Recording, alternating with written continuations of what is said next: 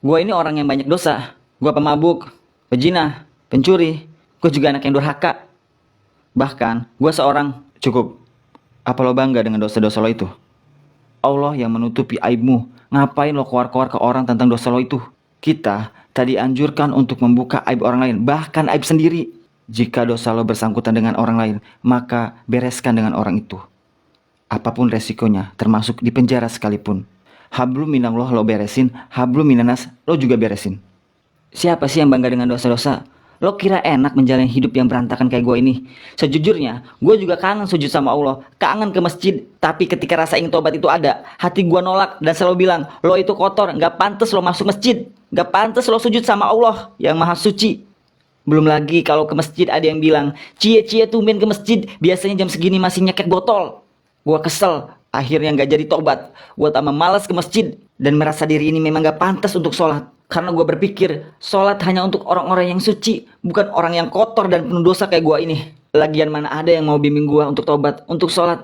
Gak ada. Mereka hanya bisanya menghina, menyindir, mencaci kehidupan gue yang hina ini.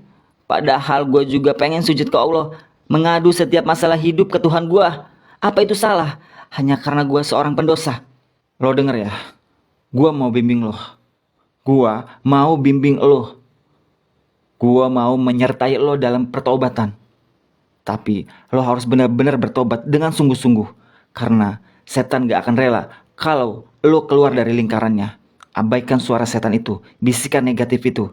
Jika suara itu datang lagi dan bilang ke lo, Tuhan lo gak bakal memberi ampunan lo karena dosa lo udah terlampau batas. Maka lawan bisikan itu dengan bilang, Tuhan gua maha pengampun. Jika dosa gua begitu besar, maka ampunan Allah jauh lebih besar. Satu hal yang harus lo tahu, Allah itu senengnya bukan main. Tatkala ada hambanya yang bertaubat dan mohon ampun. Jadi, jangan ragu untuk bertobat. Dan untuk orang yang mencaci lo, menghina lo, menganggap remeh lo, abaikanlah setiap perkataannya. Anggap rasa sakit lo itu sebagai penggugur dosa-dosa lo. Dan jangan lupa, doakan yang terbaik orang yang menghina lo itu, agar hidup lo bisa mencapai ketenangan di dunia dan akhirat.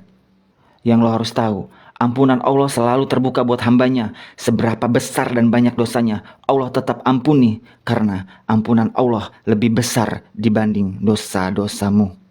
I'm not a perfect person. There's many things I wish I didn't do, but I continue learning. I never meant to do those things to you. And so I have to say before I go that I just want you to know I found a reason for me to change who I used to be.